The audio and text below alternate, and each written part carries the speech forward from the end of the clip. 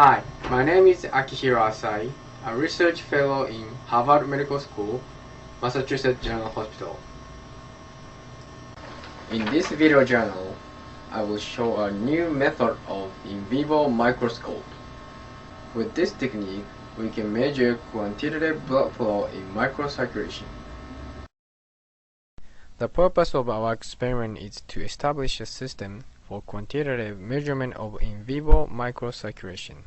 We designed this project to visualize blood flow at the level of capillaries and arterioles in muscles of a live animal under the microscope.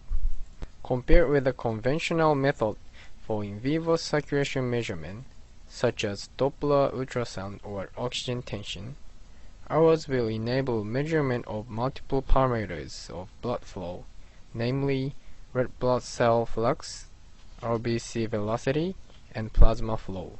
Measuring these parameters will uncover microcirculation changes in more detail.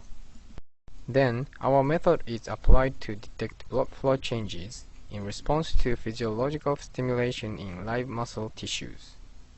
Our method is more simple and less invasive than conventional in vivo microscopy, so that muscles are directly accessible and we are able to apply electrical physiological stimulation